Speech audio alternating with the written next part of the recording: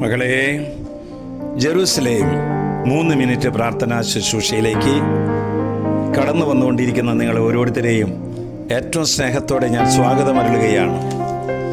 ദൈവത്തിൻ്റെ വലിയ അനുഗ്രഹമാണ് ഈ ഒരു കൂട്ടായ്മ. ഇങ്ങനെ കർത്താവ് വളർത്തുന്നുണ്ട്. അനേകം മക്കൾ ഓരോ ദിവസവും പല മക്കൾക്കും ഷെയർ ചെയ്യുന്നുണ്ട്. അപ്രകാരമുള്ള മക്കളെ പ്രത്യേകമായി ഞാൻ ഓർക്കുകയാണ്. ഈ ലെൻസ് സീസണിൽ ലോകം മുഴുവനും ഈ വചനം എത്തിക്കാനായിട്ട് ഓരോരുത്തരെയും കർത്താവ് കമ്മീഷൻ ചെയ്യുന്നുണ്ട്.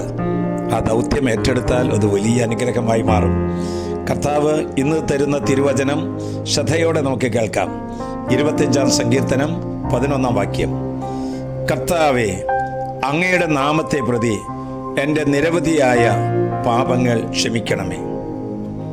പ്രിയപ്പെട്ടവരെ, നമ്മുടെ ഉള്ളിലുള്ള ഊർജത്തെ ഉപകാരപ്പെടുത്തുന്ന പുണ്യമാണ് ക്ഷമിക്കുന്ന സ്നേഹം. ഈശോ നമ്മോട് ക്ഷമിച്ചതുപോലെ നാമും ക്ഷമിക്കണമെന്ന് കർത്താവ് ആഗ്രഹിക്കുകയാണ്. പശ്ചാത്താപത്തിൻ്റെയും പാപപരിഹാര ജീവിതത്തിൻ്റെയും കഠിനമായിരിക്കുന്ന കഠിന പാപികളുടെ പാപത്തെ ദൂരീകരിക്കാൻ ക്ഷമിക്കുന്ന സ്നേഹമാണ് കർത്താവ് എടുത്തുപയോഗിക്കുന്നത്.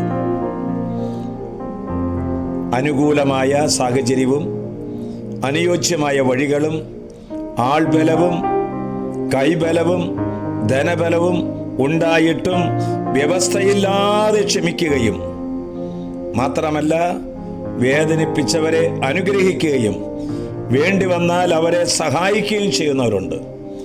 അവരുടെ ആത്മീയമായ ശക്തി അതൊരു വലിയ പവർ തന്നെയാണ്. ക്ഷമിക്കുന്ന സ്നേഹത്തിൻ്റെ വലിയ ശക്തി അത് നാൾക്കുനാൾ അഭിവൃദ്ധി പ്രാപിക്കാൻ പ്രാർത്ഥിക്കുകയാണ്. പാപങ്ങൾ ക്ഷമിക്കാൻ യേശുവിൻ്റെ രക്തത്തിന് മാത്രമേ സാധിക്കൂ.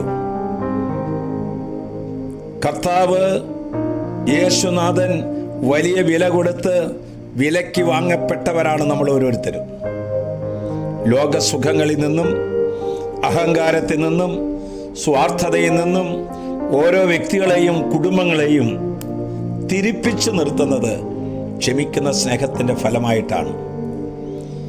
ഏതു മനുഷ്യനെയും ബഹുമാനത്തിന് അർഹനാക്കുന്നത് ക്ഷമിക്കുന്ന സ്നേഹമാണ് എന്ന് രുചിച്ചറിഞ്ഞാൽ അതിനുവേണ്ടി നമ്മൾ ഓടി നടക്കും. മനുഷ്യരിൽ നിന്ന് നല്ലത് പ്രതീക്ഷിക്കുന്നുവെങ്കിൽ ക്ഷമിക്കുന്ന സ്നേഹം ജീവിതത്തിൽ പ്രായോഗികമാക്കുക. അത് ഹൃദയത്തെ പ്രകാശിപ്പിക്കുവാനും ജീവിതത്തിന് ആനന്ദമേകുവാനും ഒരു വിശുദ്ധമായ ജീവിതം നയിക്കാനും നമ്മെ സഹായിക്കും.